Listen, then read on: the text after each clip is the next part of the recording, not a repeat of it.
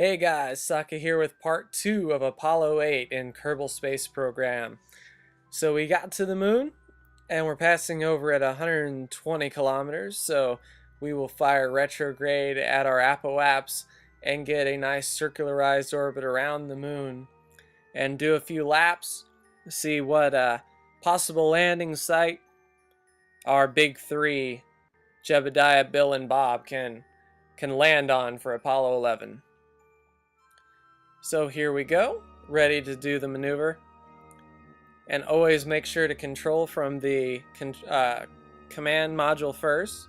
And I disconnected that stack separator off of my engine, and it's just sort of sitting there, but luckily it doesn't have any physical properties, just that separator, so the shell can be passed through. Luckily, otherwise we would have smacked it like a baseball bat and sent it hurtling through space, but it won't harm us anyway, so we're just going to back up to our projected firing time, and 15 minutes away from our apoapse, and I see my burn time is only 10 seconds, and I'm like, well, that's not right.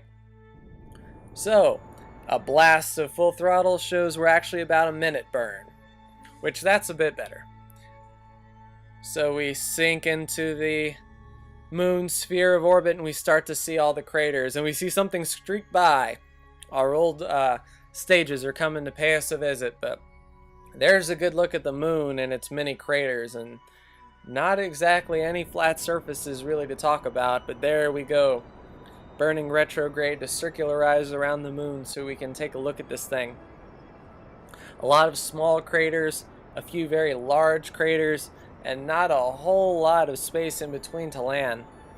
And I haven't landed on the moon in 0.21 yet, so it's going to be fascinating to see where I'm going to end up on my first manned mission to the moon. But there we go, we are now captured by the moon, bringing our apoapse down to meet our 115 kilometer orbit. Only a few more seconds left now, 30 meters a second, bringing it down. And I cut at 150 and bring us in slowly. 30, there's 28. And I see I'm at 20 for my apoapse, so just burn a little bit more until they rotate, and there we go. 119 by 120, so we'll waver 1,000 meters around our orbit around the moon. There's a nice T canyon there, not unlike the Kerbal Tea Party. I guess if we landed there we could have one, but speeding up around the moon, we can see the very large crater off to the left. That might not be a bad spot, have some more room to slow down, and it looks decently flat in there. There's the ever-seeing eyes to the left of it. And there is a Kerbal, a Kerbal. So looking from inside the capsule, we see our lunar lander there attached to the nose, and we don't have anyone else in this module. We are doing a mock lunar landing, or mooner landing, if you will, and where two are actually in the lander right now, and one is staying in the command module. So rotating around to the right, there's that large possible landing site,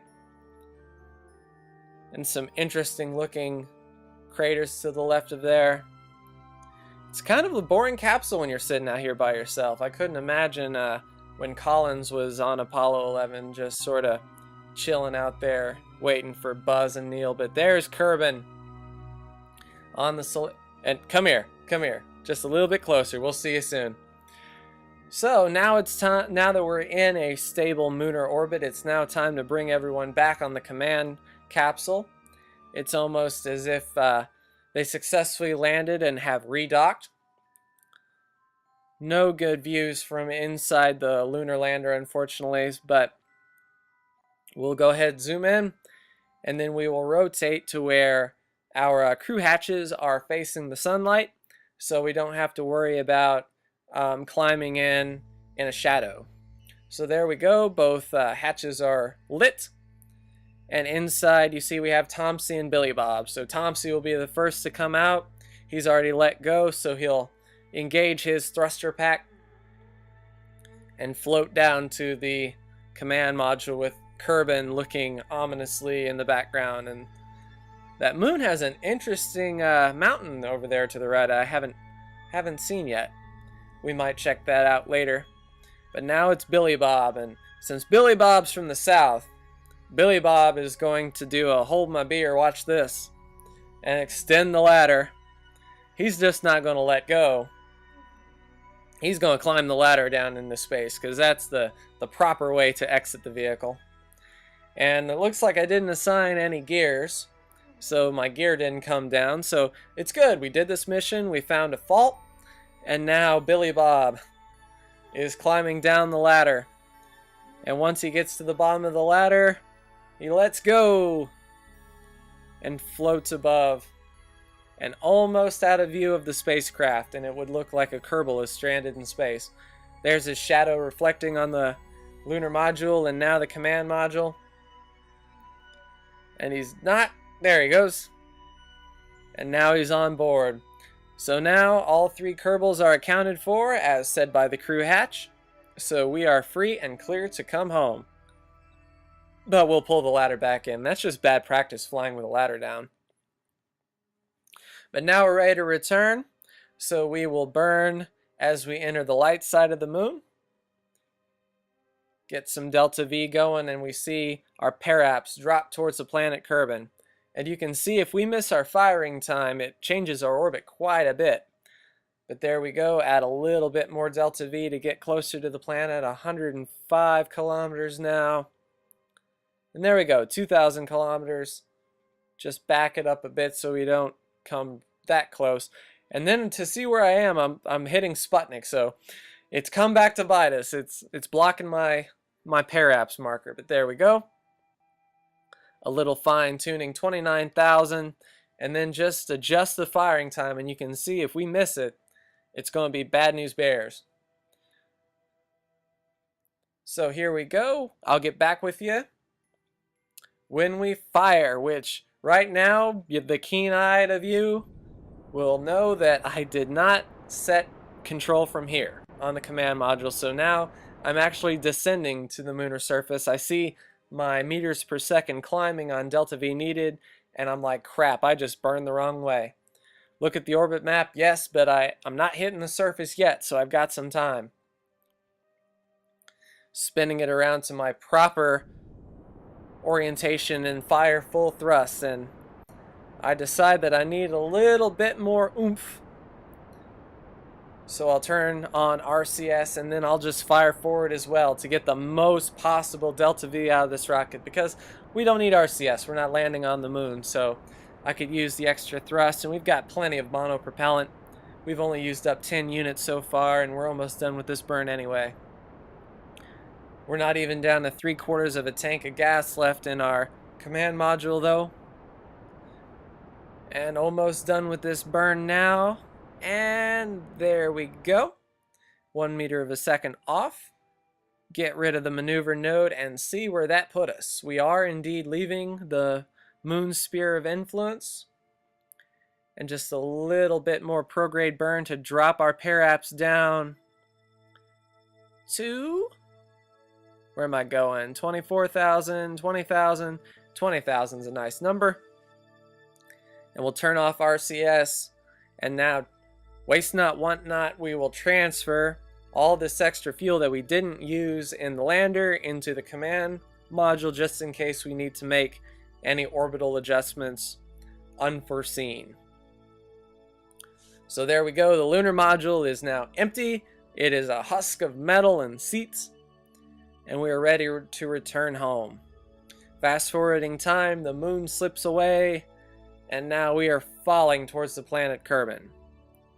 At 20,000, we left the sphere of influence, and that didn't change. So we will see you at Kerbal.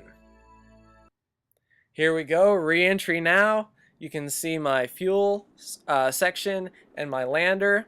just screaming across the sky while we slow down. Dipping into the atmosphere now. 20 kilometers up, and we're really scrubbing off speed. And we know we're going to make it home. From inside the capsule, there's the re-entry effects. No worries, buddy. We're going to be home. We haven't opened the parachutes yet. We'll be all right. So there we go. The flames are subsiding. We are over land, but almost ready for a sunrise, which is opportunistic. So we will drop down now to the surface, looking at our radar altitude, making sure to fire our parachutes at 3,000 meters. And there we go. Chutes are open, but I don't see them. Curious. Oh, there's the tethers to the left, which means my capsule is a tad askew. And I see my SAS is on, so I turn that off, and sure enough, the capsule reorientates itself back down to the ground. And there's our parachutes above us. All well and good. Switching seats now. Hey, buddy, you got something on your chair. You might want to get that. There you go. Landing now. Touchdown. And Billy Bobton is going to EVA on the surface and turn his lights on. And now we can watch the Kerbal sunrise. A new day has dawned. We are now moon capable. And this mission did not go off without a hitch, however. I crashed a few times on the launch pad. So the first one, I was sort of stuck in the platform. And I'm full power, nothing's happening, and it's the Leaning Tower of Kerbal. Engines disconnect. Oh, boom, earth-shattering kaboom. That's what this thing looks like when it explodes. But the capsule is fine. Same situation here. I was stuck, and by the time I was ready to throttle down, I was already off the pad and just compressed the whole thing. But next time we're going to the moon. Stay tuned.